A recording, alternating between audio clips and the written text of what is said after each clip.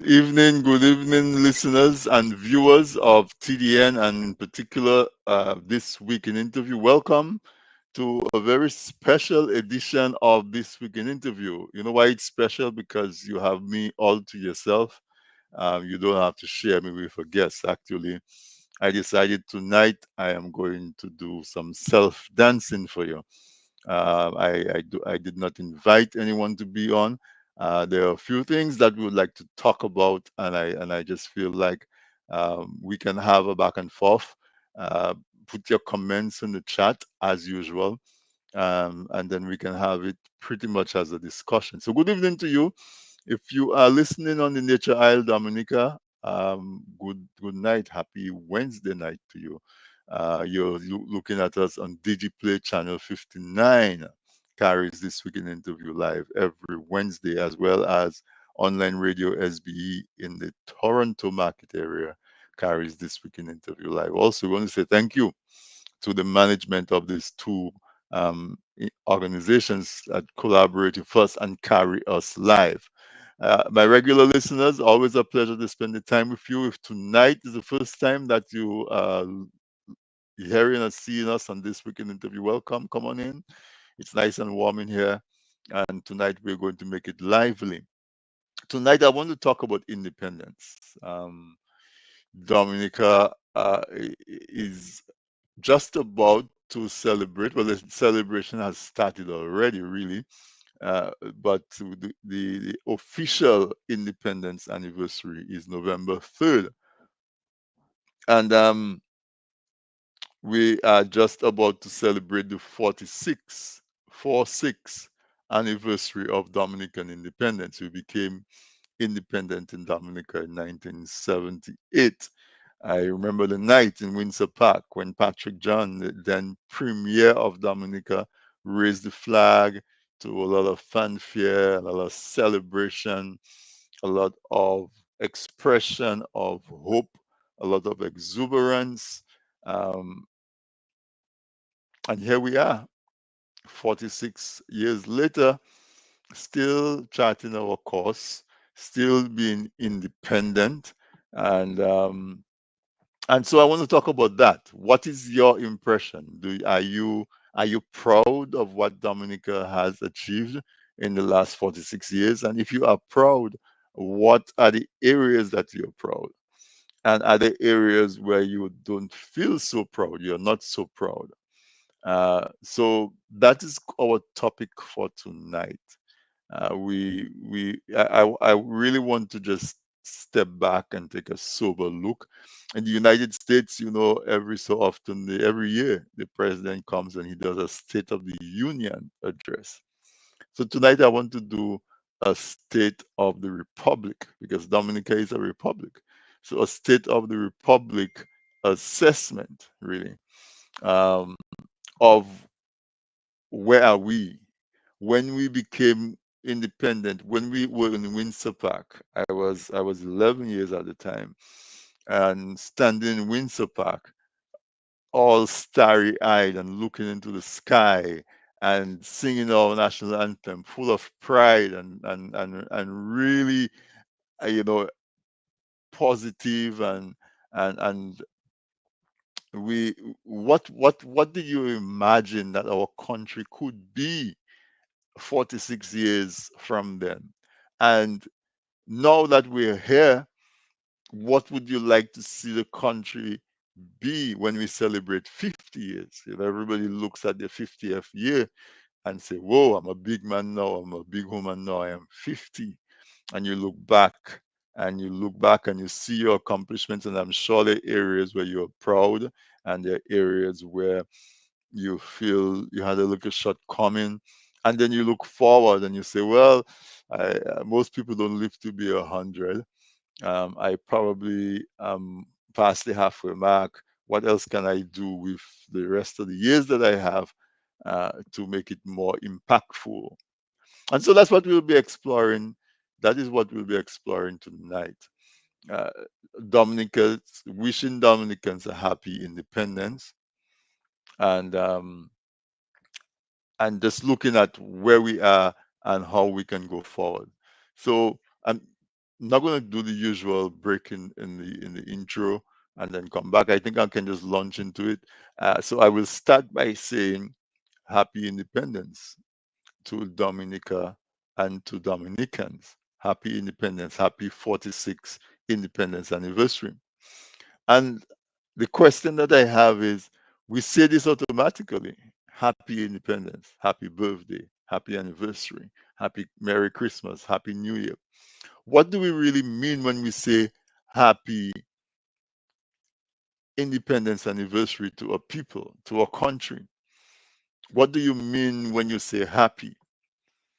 What do you mean? What does a country mean when it says that it is independent?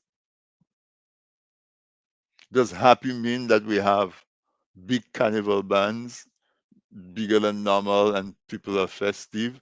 Does it mean that we have more fete, more occasions to celebrate, more occasions to hang out with our family and friends? Is that what we consider to be happy? Are there other aspects to happiness?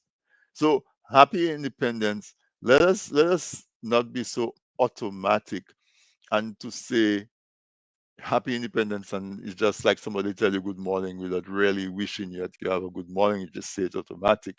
And if somebody tell you how are you and you pause and you tell them, you know, I'm not so good this morning, you see in their eyes, wow, why did I tell that person how are you? They didn't really care. So is that really what we do when we say happy independence? What does it take to make a happy people? And folks say you cannot make people happy. Happiness has to come from within. That is all well and true. But when we're talking about a people, what makes for a happy country? What makes for happy citizens? And so I took the liberty to just do a few notes on that. And of course, I my idea of happiness. I want you in the chat. Good evening, Owen Prosper, a regular, always there. Let me know that you're there. But in the chat, what would it mean to you? What would indicate that Dominica is a happy place and Dominicans are a happy people? Soaps Drago is also there. Good evening. So in the chat, guys, what would you like to see? I have a few things. For example, everybody needs security. Okay, everybody says you don't want to lie down on the sidewalk and just fall asleep, and someone can just pass and rob you or violate you, or a dog can pass and pee on you. So you want to be secure. That's why we build homes for some privacy. We know when we in that space, we feel that we can be ourselves, we can express ourselves. So I'm saying security, but security not in the sense of there's somebody standing at the gate with a gun to protect us. Yes, that's one aspect of security of a people, but in a Dominican context, we don't. I mean, that is not something that we face. If any country decided to attack Dominica tomorrow with guns and arms, and I don't know what would they need, one plane and one boat, 10 men, I don't know. So we're not talking about military security. We're talking about physical, emotional security. Well, as a people, security probably ranks very, very high in factors of happiness. So, so what is it for you? What is it for you that would make you a happy Dominican? What is it you think for the country that would make Dominicans a happy people? So, security also means that there is law and there are law enforcers that can prevent people from violating you. There's that security. Also, security can also be that we we want to know there's a certain amount of predictability. So so we want to know that if we take certain actions, there's a likely result that we can predict. You know what I mean? So there's a likely result that we can predict. So we know, okay, if we send our children to school, they're going to get educated, they're going to graduate, After they graduate, they're going to find a job that's going to pay them decent and they can move on. That is security. How secure do you feel about that? Health.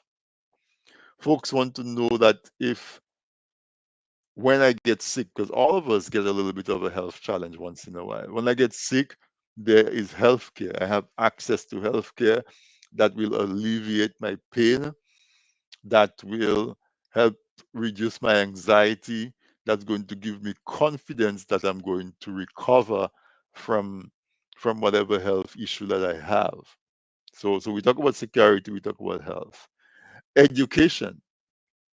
As a people, as human beings, we are always seeking knowledge. We are curious. And so we live in a community where we can be educated. As kids, we go to school, but as adults, we continue to read and absorb information. And so we're educated. How does that, how do we rate that in terms of our happiness? Our ability to earn a living so that we can have control over the quality of life, that also, so economic, right? How those are some factors that I'm putting out there, that if we were to measure those factors, we would be able to get a handle on something that is difficult to hold as a concept of happiness. You know, if you if you try to really define happiness, it's so different for everybody, and even for the same person, happiness can be different tomorrow than what it is today. So it's like dipping your hand in a river and coming up with a handful of water. How much water your hand will get wet, so you know there's water, but how much water can you really hold in your hand? To me, that is what happiness is. But then we can measure, if we can measure how secure our people feel, if we can measure the level of education, if we can measure health and well-being, are there activities? Of course, I want to add in there as well arts and entertainment, and in arts and entertainment, I'm including sports, competitions, and I'm also including visual arts, painting, performing arts, dance, music, and so on. How how can we what's available in terms of art development? Uh, and do we have the opportunity to enjoy it? Is there leisure time, and can we express our leisure? So when I was growing up, I used to like to go to the movies. I would go to the movies all the time. That was my leisure. One of my most leisurely activities. Going to the movies is dark and you lose yourself in the story and you come back feeling rejuvenated. River baths, sea baths, picnics, all of those things. Go to see, there used to be all those plays. There used to be a lot of theater with plays, New Dimension Theater, and so on. There are a lot of music, not just calypso. There was calypso at calypso time, but there were bands that were constantly pumping out new songs, and so that level of enjoyment was there. So arts and entertainment, which will include sports, or we had cricketers, we had footballers, we had athletes, track and field athletes, uh, and we used to go to the Windsor Park and watch Donkey Derby. We would see basketball competitions and football competitions, and there were vibrant sporting culture in the island. All of those things that would give us a measure of happiness. Where's our benchmark, and how do we process and assess where those things are at the moment? So, for example, let's take education. Are we satisfied that when we became independent, Dominica had primary schools, we had secondary schools, we had A-level college, we had technical college. So there was some kind of tertiary education. Um, those who were more academically inclined would go to the sixth form college and do A levels, and then they would go or leave the country to go to study to get a bachelor's or some other advanced degree. Those who were more tactile, technically minded would go to the technical college and learn carpentry, masonry, engineering, and those things. A, 46 years later after independence, that hasn't changed much. Or to go beyond the basic tertiary education of sixth form college and technical college, we still have to send our people overseas to get that done. Is that an area where we can do better? Should Dominica by now, or with along with maybe sister islands in the Caribbean? I know we have the University of the West Indies, but could we? Is there a way where we could have a little more advanced education, so that we could educate and train our young people so that they're perfectly suited for the economic activity of the country, and so parents and children don't have to go through the trauma of separation. I give you my experience. When I was 19, I left Dominica on my own, went to Barbados, got my student visa, and flew to the US all by myself, um, to go to school. We didn't have internet, we did not have cell phones. Okay. I Now that I am grown and I have kids, I can understand that trauma of separation my mom must have gone through, to watch a 19-year-old just get on a plane and you don't know when you're going to see him and what he's going to be and do. Is there a way where that system can be made to be less traumatic? We still see our young people having to leave.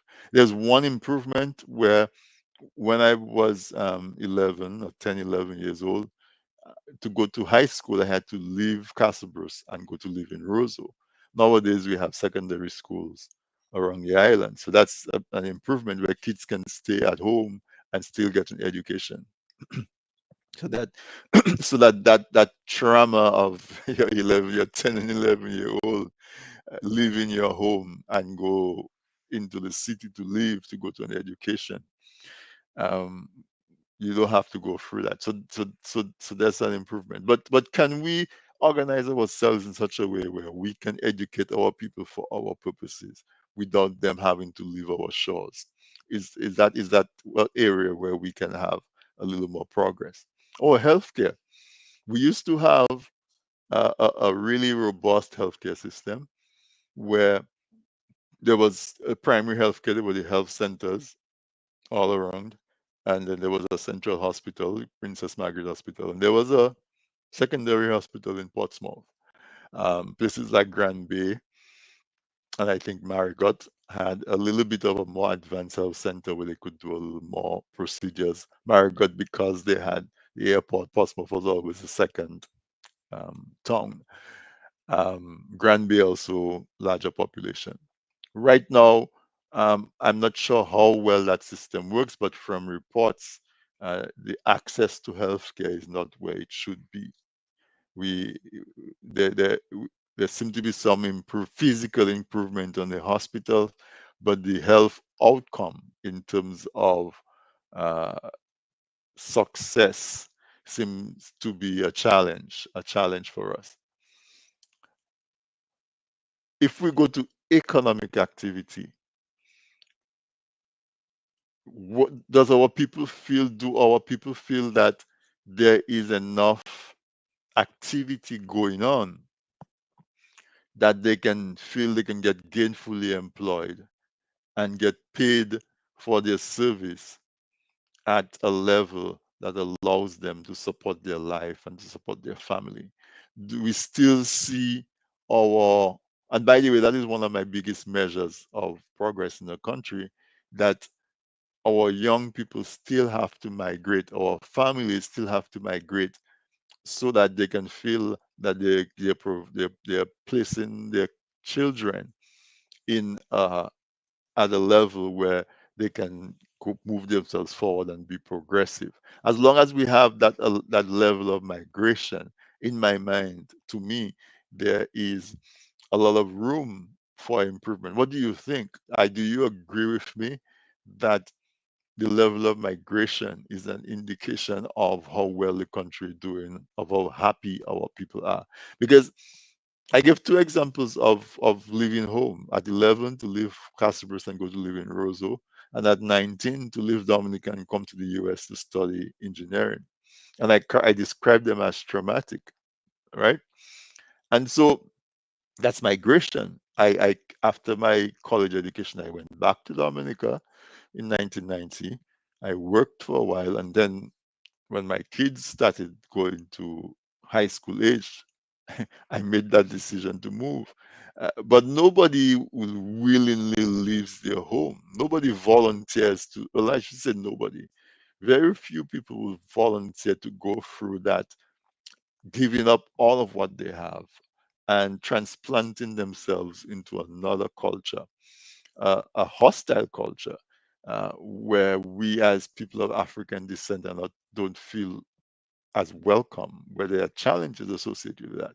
But yet, the opportunities in our land are so limited that we brave all of those hostilities and decide to pack ourselves here to make a living so that our kids, our children can have a better advantage to go forward. So do you put it in the chat, folks? Do you agree with me that one of the measures of a successful nation is the young people having to leave the hope that they have, the aspirations that they have, for them to realize those hopes and those aspirations, they feel like they have to leave. That to me, that is one major indictment on Dominica and a lot of the other islands. Our young people should not have to migrate. We should not have to be sending our most valuable resource over to another country for free, because most times they don't return. We produce all these big brain, all these intelligent people in Dominica, and then we send them to develop another man's country. And we can talk about that a little bit more as we go on the show. But I dare say that that is not happiness. If you have to transplant yourself from your country and you have to leave, then you're not happy as you can, as you should be, as you can be. Because if you are happy in a place, it's going to take a lot for you to move. People migrate, people move, people are adventurers, they go discover something else. That is given. That's not what I'm talking about, right? I'm talking about people feeling that they have to leave. I mean, if you go to Dominica, Dominica is paradise. And then to feel that you have to leave Dominica so that you can make a living, so that your children can see their aspirations. That says that in that aspect, our happiness is not there. So, folks, if you join me late tonight, that's what I'm talking about. I'm wishing Dominica and Dominicans a happy independence. It's our 46th anniversary of independence. And I'm having this discussion, hoping to get folks to think a little bit about what really, where really should we be as a nation that has been independent for 46 years. Are we are the achievements that we are proud of? For example, sports. Fiela for just won a gold medal, and we celebrate. Fia, it is proud. But stop for a minute in your celebration and ask yourself, if Fia had stayed in Dominica, would she have been able to perform at the level that she performed? And don't jump and say, well, you cannot expect. No, yes, if we are an independent country, I expect that we should be able to do all of the things that a nation can do. We as a nation should be able to produce Olympic quality athletes, all on our own volition. Our athletes can go out and compete at regional games and at international games, because that is what it takes to get to that level. But all of the celebration that we do, we are we are doing it because that person was able to leave Dominica and go to another country, right? To train, to develop her skill, get her talent, to get the diet, to get the proper coach, and she gets to the Olympics. Yes, she's grateful enough and loved Dominica enough to do it under the auspices of the Dominica flag.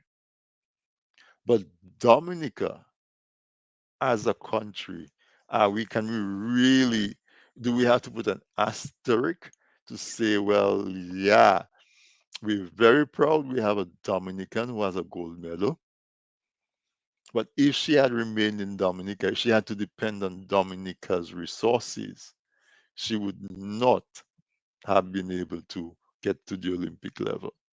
Okay, now that she has won an Olympic gold medal, can we as Dominicans take that as an inspiration that yes, we can, and therefore go into finding out what does it take to win an Olympic gold medal and to create the facilities and the environment where our talented young people can get to that level without having to leave our country. Can we be a Jamaica, for example, where Jamaica produces track and field superstars without having to leave Jamaica? As a matter of fact, the St. Lucian girl who won the gold medal in the 100 meters, she trains in Jamaica.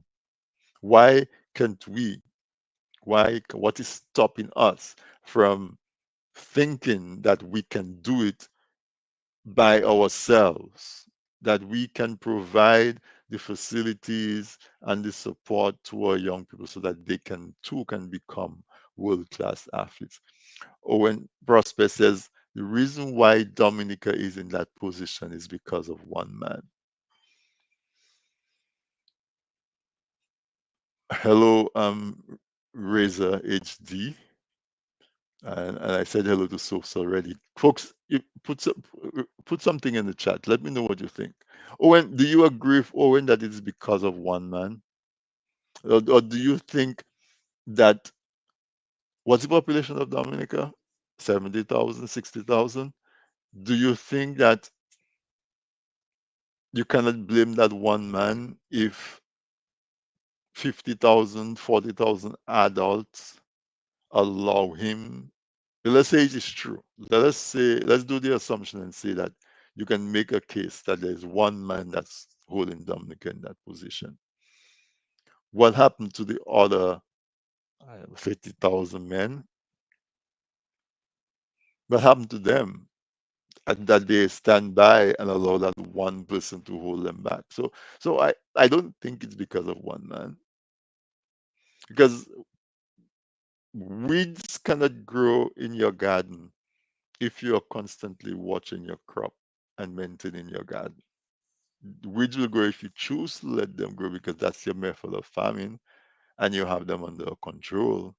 But your garden weeds will not go wild in your garden if you are tending to your garden. And you cannot say that the reason why you're not getting produce from your garden is because of weeds. You cannot say that. A farmer cannot say, boy, all that cut copy in my bananas bruised my bananas, and I cannot say the cut copy fault. Nobody will take that, right, Owen?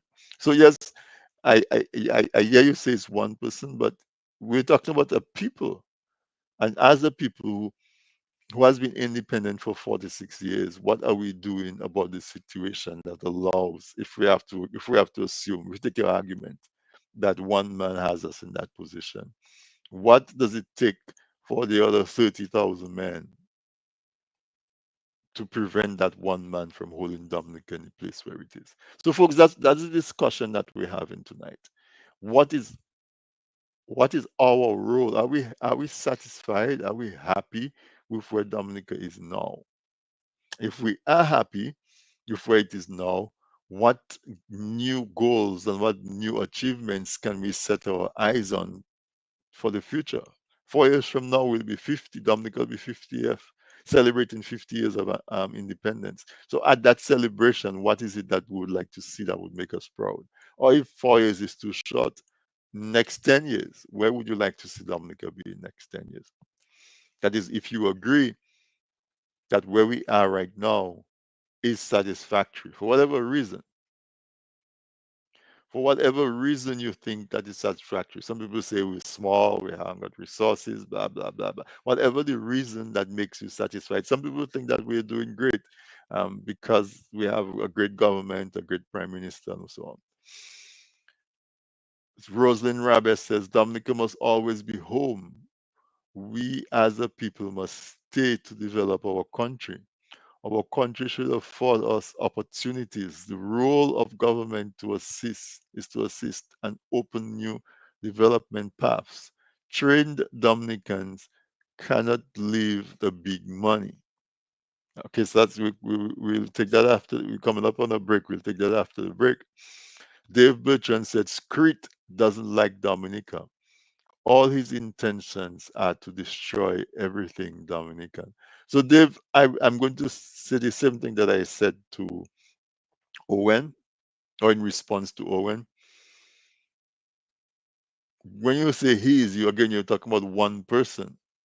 So, what happened to the other 30,000 people who are standing by and allowing that to happen?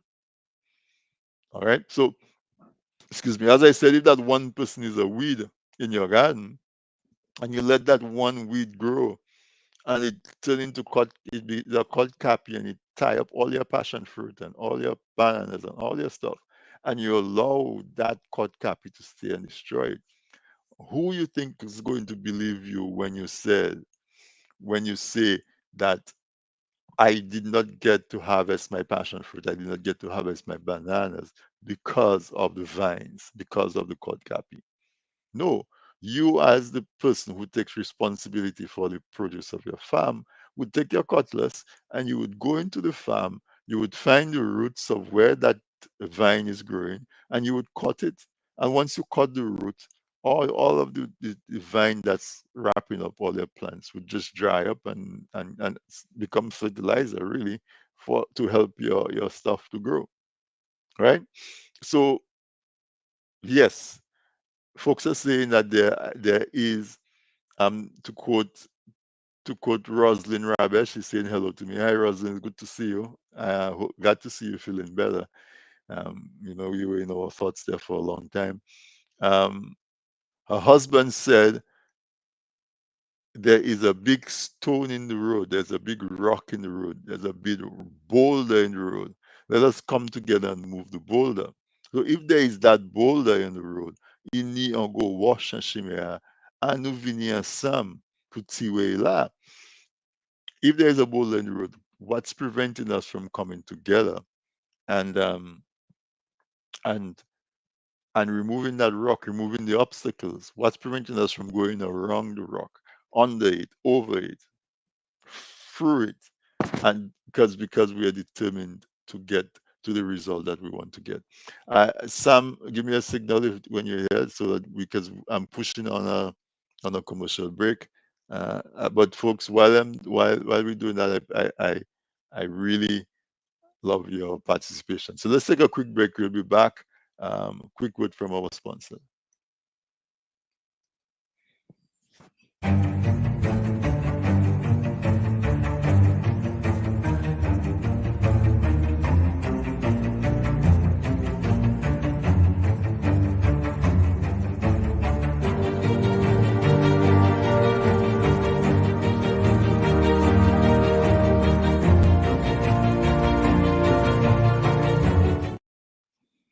Presented by.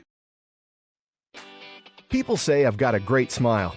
Well, I have to say, this is all thanks to the professional team at Beacon Dental Group right here in Dorchester, Massachusetts. I've got world-class dental care. Beacon Dental Group has expert and caring staff dedicated to providing the most advanced and satisfactory treatment in all aspects of oral health. Their services are designed to meet your needs and give you a perfect smile, too. General checkups, cosmetic surgery, Gemini laser service, and advanced procedures, all in a state-of-the-art facility. Call or visit Beacon Dental Group today, 1026 Blue Hill Avenue, Dorchester, Massachusetts, or call 617-282-2146 for a smile that lights the world.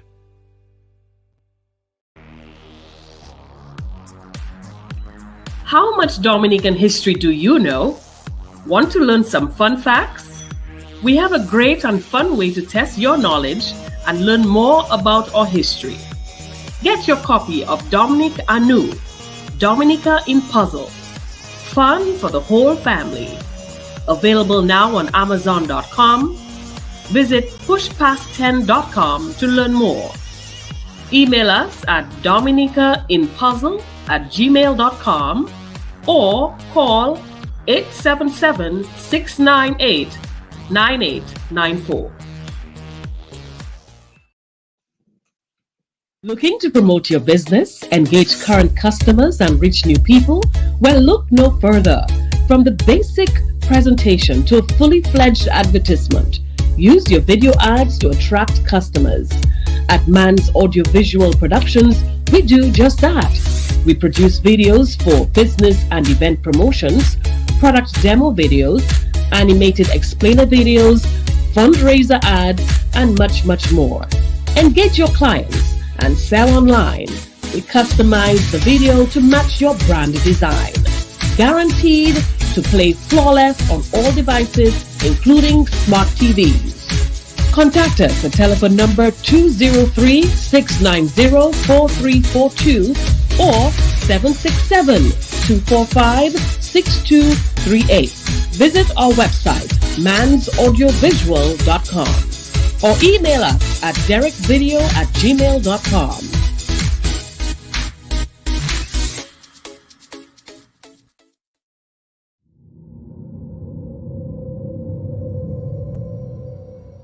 A smart house run by a vengeful AI, a mute witness to an act of unspeakable evil.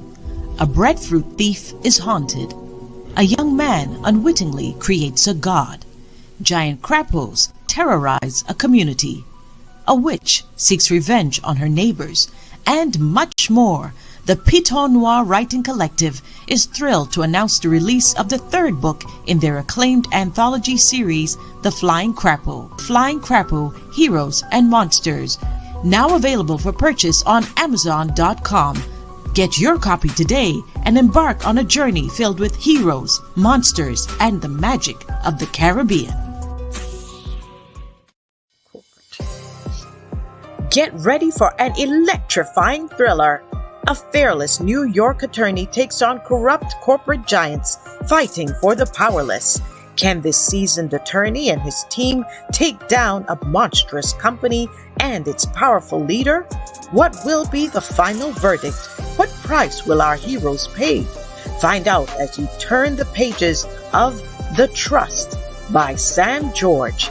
Get your copy of The Trust today from Amazon.com. All right, welcome back. Welcome back, and thank you so much to our sponsors. Of course, I always big up Man's Audiovisual because they are our partners here. They do our flyers, they do all our graphic work, our a lot of videos and stuff like that. Check them out, Man's Audiovisual. You will not be disappointed in their product. There are a few other people on who are commenting. There are a lot more people on, but I can only see those who comment. Petra Carbon George says, good evening. Good evening to you, Petra. How are you? How is Virgin Islands? For those of you that know, Petra has a business where she brings products from Dominica into the Virgin Islands to sell in the Virgin Island market. So if you or one of your relatives has a farm or you're looking to go into farming, Petra would be a good person to keep in touch with because she is providing what Rosalind Carbon said, Dominicans the government to assist and open new development pathways. Trained Dominicans cannot leave the big money. So Petra is doing that. She's facilitating getting Dominican agricultural produce out of Dominica into the U.S. Virgin Island market. Good job, Petra, we need to get you back to talk to you about your highs and your lows. Hopefully, not too many highs, not too many lows. Dave Bertrand is saying he understood how Dominicans think. Just give them crumbs from the table and they are satisfied. Mike Drago says, "Good evening, Unc. Hey, Mike. How you doing, man? I hope everything is great. I follow you on Facebook and sometimes you make me laugh out loud. So thank you for that. Love alone, love alone.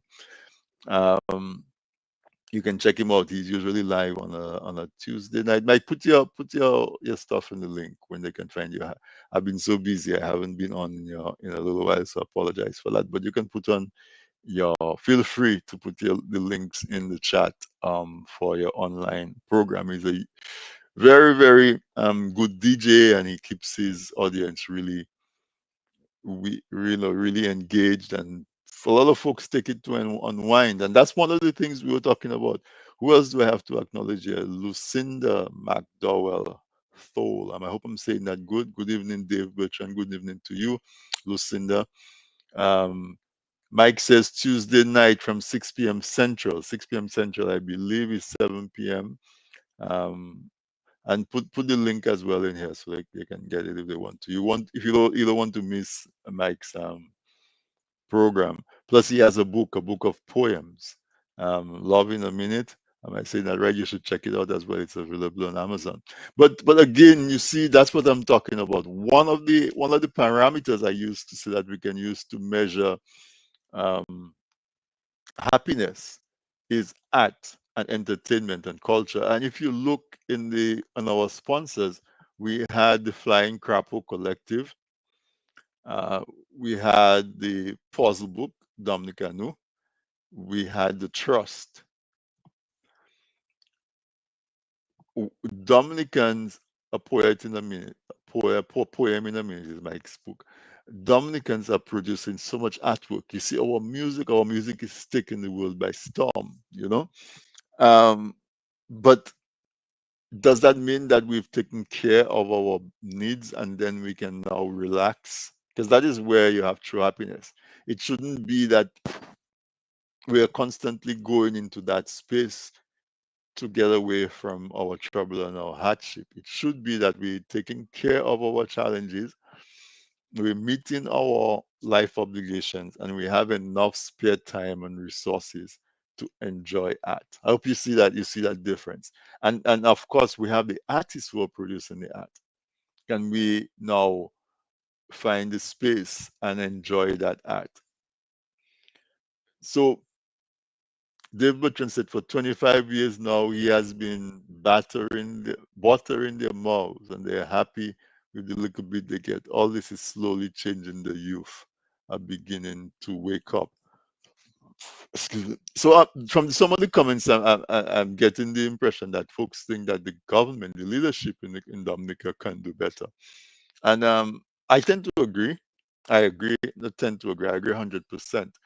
For one thing, I don't believe that anybody should be running a country for more than 10 years. 15 years is even a stretch. Unless that person is performing so well that there's no way you can remove them. I believe term limits are a big part of our issues that we have. And then you get the idea that the outcomes that we have are not contributing to happiness. We saw the truckers recently do a little protest, peaceful by and large, and they were tear gassed. The police came very intimidated with big guns and long guns and that sort of a thing. How does that make you feel? How does that contribute towards a happy people, a happy government? I want to spend some time though to talk about where we should be, what should we do. Mike is asking, what are my views on the kids and the behaviors at times in Creole Village? I I have to confess I'm not necessarily sure with what happened. I heard that there was some violence. I didn't see any of the stuff, so I'm not as familiar. But I would say, that definitely there's a troubling trend where our young people seem not to have some calm ways of finding entertainment. As I said, when I was growing up, I spent a lot of time going to the movies. I'm not aware that Dominica has a movie house. Okay. Uh, I guess there are a lot of sporting activities happening. So kids can go to sporting activities, but there were organizations that would actually draw young people in and get them to do community service, get them to learn a skill, get them to interact in a space that doesn't have loud music, that doesn't have alcohol, that doesn't have all of those distractions. Because if you're in a jam and you have alcohol in your system, you that kind of that kind of uh, interaction that young people need to have with each other cannot happen because you're shouting. There's loud music. You cannot even talk and have reason in your brain. Cannot even process what the person say for you to give back an intelligent answer. So we have to be able to provide a space where our young people, in addition to going out to a fete, because young people like to fete, there's nothing wrong with that really, but in addition to that, there should be more deliberate effort made to provide a space where young people can interact on a more intellectual level, on a more gentle level, with less distractions. Now, I'm actually saying that the kids were exposed to adult behavior. Again, you know, that itself, like, is a whole other story because as a country, what are our standards of behavior? We we tend to think that everything old we just throw it out of the window. It's not good. But as any organization, as any group, we have to have rules, boundaries. People have to have norms and rituals. So Rosalind Rabes says we need pressure groups where people are free to speak about stuff that affects their well-being or the well-being of the country. Definitely, that is part of the happiness and the freedom that people can come, and because I elect you to office, I have the right to shout at you and sometimes to say bad words at you so that you can get my message without me feeling like you're one of your policemen are going to shoot me. That is part of the happiness. That's part of the security that we feel. Yeah, so I agree. But to come back to Marsha's point, I don't know if you saw my interview that I did with Miss Aileen Burton recently, where we spoke about protocol, we spoke about decorum. And folks think, oh, that is old time thing, that is whatever it is. But when you tear at those fabrics that hold us together as a community, right? Everything crashes with it. And so even like folks who just wearing the flag, you know, you realize mostly only Caribbean countries that have, like yesterday I was driving and this guy has a St. Lucian flag tied behind his car and it's dragging in the mud and the dirt and whatever it is. And he's doing that because he's a proud St. Lucian. When I was a young man, I understood that your flag cannot touch the ground. Your flag is a sacred thing. And so somebody might say just a flag is a piece of cloth. But when you reduce your symbols of your nationalism to being just a piece of cloth or just another song or just another thing, you devalue those symbols. And what do you replace it with? You replace it with nothing. And so that is why you can see lewd behavior. You see certain types of songs getting into the public space where those songs should really be private songs.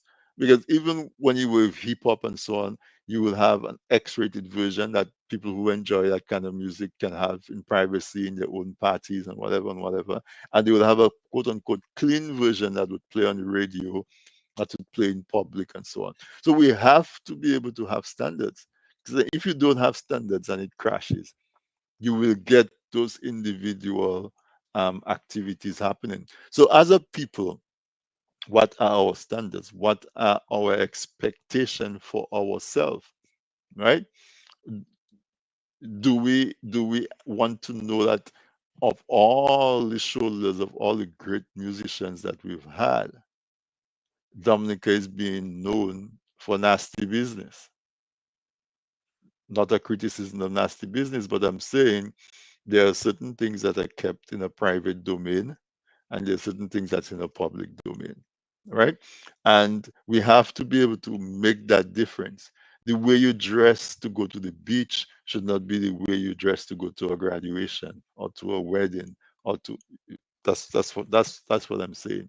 That we have as a people we have to be able to set those rules. And what folks do in their privacy of their homes or in their private gatherings, that's them. They're not harming anybody else. But it should not be so open in the public domain. And that reflects us as a people. And of course, if you don't have standards that people aspire to, where do they get the discipline to excel in other areas? Right? If there are no rules and no norms and no expectations, where then does a young person learn discipline to apply into another area where they can excel? So that's the crux of the matter, really.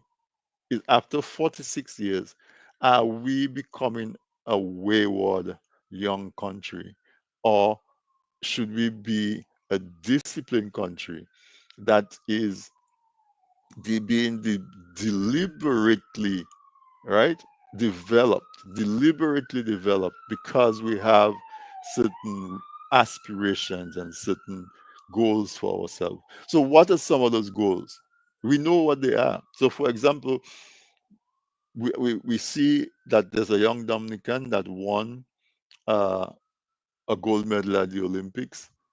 Can we look at that as one of the aspirations of our people? Dominica is known as the water country.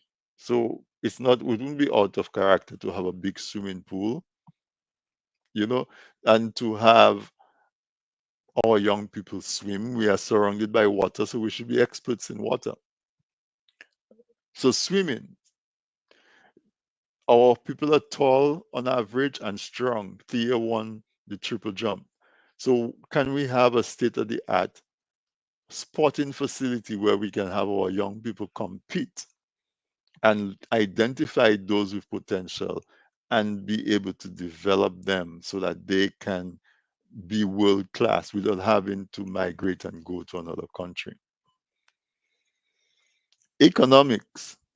What does it take? What is the minimum amount of money that a Dominican need to be happy? That's a fair question, right? We know we know that we have bananas for free and almost free, and breadfruit, and we have abundance of water. We don't have snow. We don't have Every once in a while we get a hurricane, so we take it for granted. Petra says, I believe that Dominicans are stuck in a party phase for too long and need a positive shift towards economic progress and time and money management to see wealth building and financial freedom. We need to set a new goal and start working towards it. Petra, perfectly said. Perfectly said. Let me leave it up a little bit longer for folks to read. Right? I believe that we are stuck in a party mode for too long. It seems as though our fete is starting to overlap. It's like in the US, people they start putting out Christmas things in the stores in the US already, because that's where they get their commerce from. People buy. So we just finished summer and Thanksgiving, and Thanksgiving haven't even arrived as yet, but Halloween, and we already have Christmas things. Dominica is starting to come like that. One fete is bleeding into another fete, into another fete. And what comes with the fete is the alcohol and the loud music, and it's distracting to your brain. So I agree. The country needs to take a reset, set new aspirations. Okay. What would we like to see as the average household income, as the minimum household income in Dominica? What as a minimum do Dominicans need so that they can be happy? And we can do it in practical ways. So for example, we have a lot of fertile soil. How much should we be spending on importation of food? How much food can we produce locally? And what varieties of food? What about chicken and goat and meat and the proteins and so on? Right? So we would like to see that by the time Dominica is 50 years old, we have our import of food, importation of food is cut to half. Okay? What where are we with that? So that could be a goal, Petra, for example. Um, we could see, okay, we have so many people who started businesses during COVID and they're still struggling to do a business. We could set some kind of support system to show that we have an industrial area where we help those young people come together and their business thriving. And we could set a goal for export, well, for reduction of import to begin with, of skincare products and personal care products, and all of those things that our young people produce, so that we buy local, and then eventually we can set a goal to be exporting those things. Those are simple things that Dominicans are already doing, that if we are deliberate. So what I want to say as we come into the close of this program is the word consciousness. Rasta say you have to be conscious.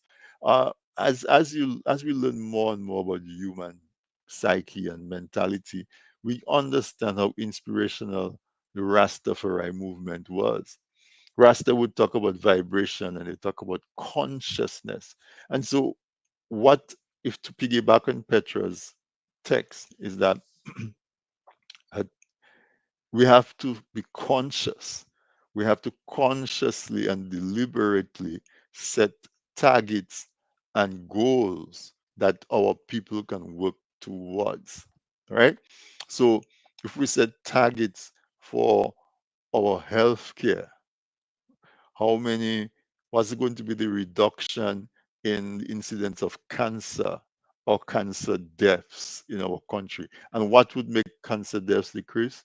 Earlier diagnosis. What would make earlier diagnosis? Equipment that works and personnel that can service and maintain them, and healthcare personnel that can operate them. See? So we have to deliberately set goals. If we want to do wealth building, what are our financial institutions, what are their targets say for their portfolio of business loans, right? Our real estate, our land, what percentage of our best lands would like to see held in Dominica by Dominicans? How can we go back to restricting foreigners from coming in and buying Dominica from under us? Because that is what's happening. Look at this. Look at what was exposed with this recent murder. One foreigner murdering another foreigner for some of our best properties in Dominica. It's not that you have anything against foreigners, but I'm saying if it's ours that our ancestors suffered and died and gave to us, why are we so complacent about allowing other people to just come in and take it from us? And so I agree with you that there has to be a shift in our mentality towards economic progress, towards financial progress, towards cultural progress, towards our relationship progress. Who is talking to our young men and telling our young men, maybe you can wait a little while before you become a father? Who is talking to our young girls and telling our young girls that you can set a little higher standard for the type of guy that you allow into your life? Right? and educating our young people that it's so easy when you're young to just think you have all the time in the world so you can party and see what, but having them understand really that this is your most energetic and your strongest time. And if you apply it towards progress, you're going to reap the benefits later down in life. Who's doing that? And so as we celebrate our 46th anniversary of independence, that's the conversation I'd like us to have. We have the World Queer Music Festival that just finished. What is the purpose of that festival? I'm not saying it's. Don't get me wrong. I'm not saying that it's useless. I'm asking, have we sat and deliberately? There's that word again. Deliberately and consciously thought, what is the World Queer Music Festival? What is its purpose? And therefore, if its purpose is A, B, C, and D, what are we doing to realize those purposes for the festival? Right? How can we grow a set of young men and women who understand what it means to be Dominican and who are proud to be Dominicans because they can identify this is what is Dominican. One, two, three, four, five, six. St. Lucia maybe have a different six, maybe we share three, but there's distinctly what makes us Dominican. How can we educate that? How can we incorporate that into our school curriculum so that there's a deliberate education of our people so that we can get deliberate results? How can we get our folks to shift their mentality, shift their minds towards being more conscious, more deliberate, and understanding that if every action has consequences, and so what would be the consequences? And to think about it and say, you know what, over there look like it's hard work for now, but I will reap the benefits instead. Instead of taking $1,000 and spend it over a weekend or for a festival, maybe that $1,000 can, I don't know, buy a book, can buy a ticket for me to go visit a plant somewhere else that's producing something I'm interested in. That can buy some planting plants that I can go plant in my fatherland to make some plantings, whatever. That I can learn to mechanic. I can go work with a mechanic and learn some of that. Let us the takeaway I want from this conversation is that as a country who is 46, we need to understand that party and leisure should be a celebration of our achievement. So for example, Carnival um, and the August thing is supposed to be celebration of the slaves because they conquered slavery. They were enslaved people and they came out of it and they took the land away from the people who enslaved them. And so those are the celebrations that we're having for Carnival and for August and so on. Our independence celebration is an independence that we were colonized. And so we're celebrating that we're colonized. So we have to bring our young people back into understand. Not I'm saying young, but because those of us who are old, we have less time. But it's still important for us too to understand that a party and a fete and a celebration should be as a result of an achievement. And so we're still celebrating that we achieved the abolition of slavery in 1834. 1834, right? We're in what? 2024. So how many hundred years that is now, right? 200 years, 2024. I don't know what the math is, right? But we achieve the conquering slavery in 1834. And so our people took to the streets and started dancing, and we have carnival and we have the celebration. We're still celebrating that achievement from back there.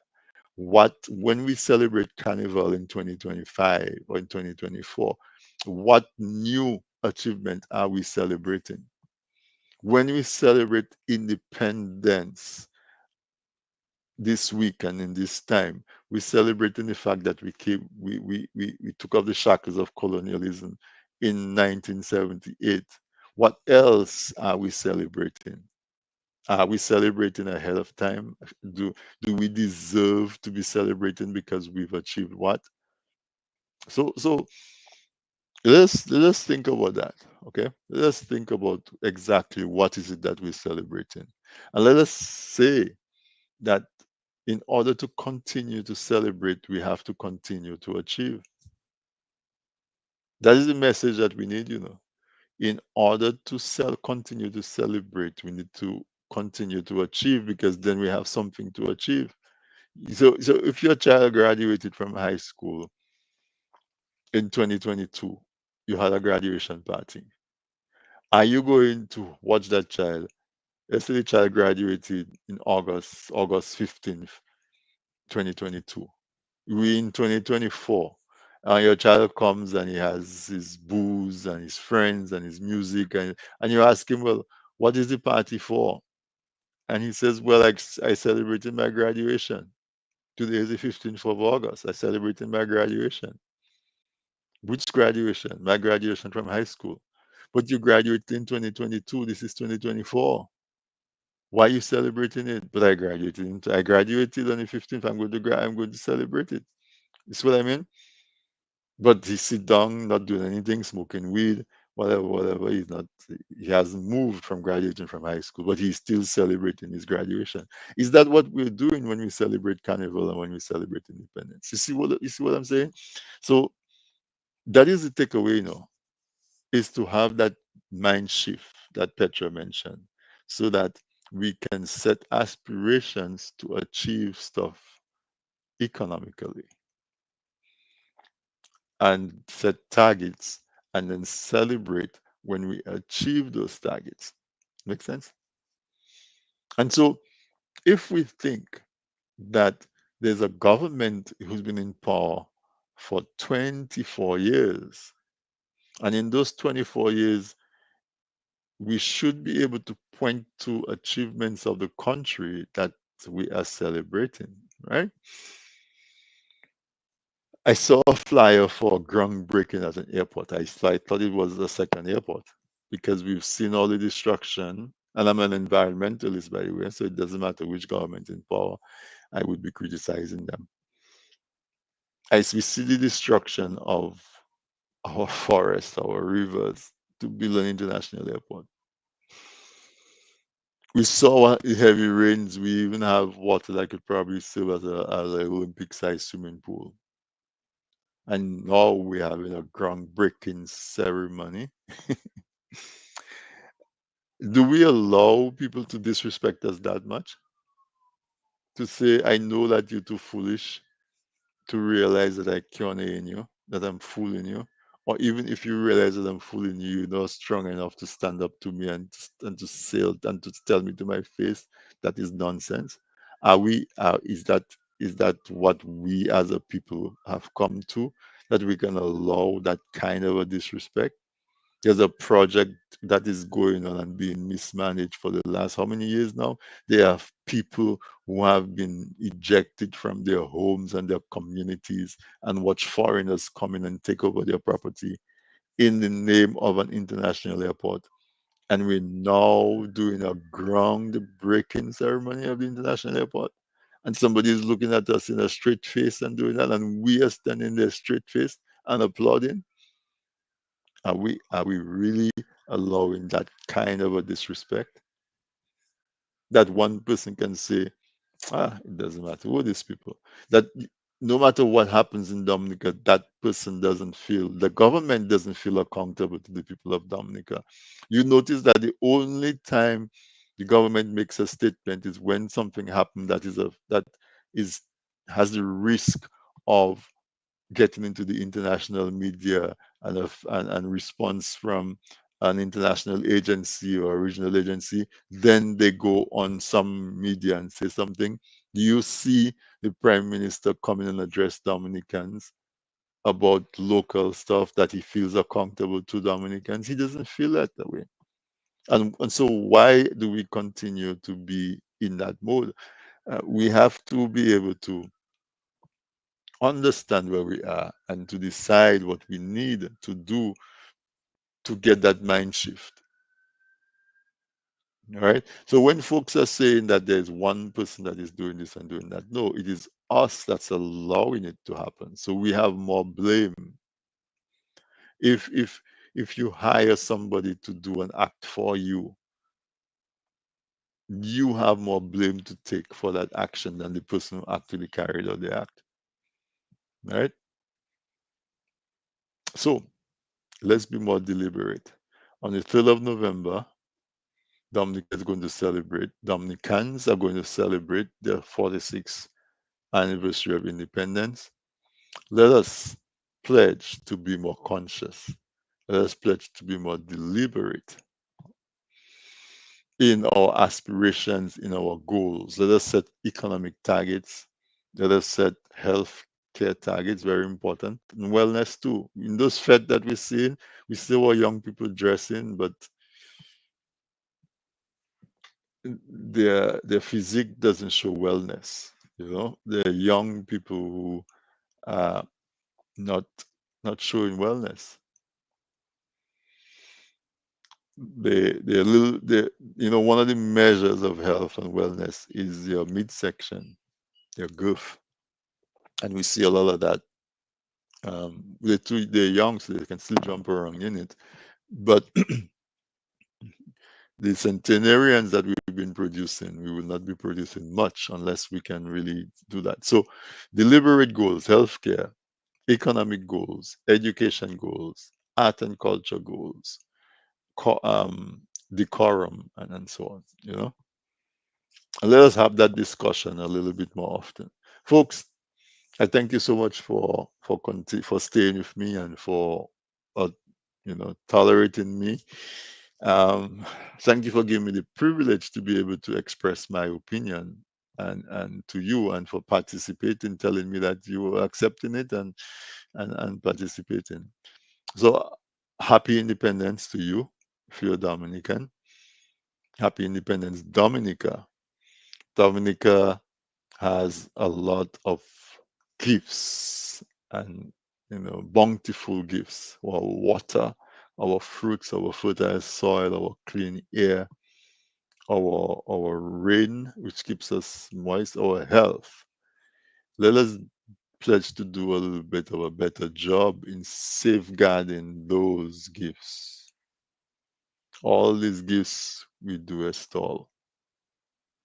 Let us let us all come together and decide collectively that we're going to do our part. And don't think that one person cannot do much. You just do what you can. Stretch yourself a little bit, challenge yourself a little bit, because it's more satisfying if you challenge yourself. And if everybody challenges themselves to strive, there's no choice but to see us move forward. So, folks, it was great. Thank you so much and enjoy the independence. If you are in Dominica, the celebration continues. Be careful. Okay? Be careful. Um, Enjoy the moment of country pride and carry that country pride in your heart throughout the year. So I want to say good night and enjoy the rest of the week. And we'll do this again next week, Wednesday, for another episode of This Week in Interview. Thank you very much.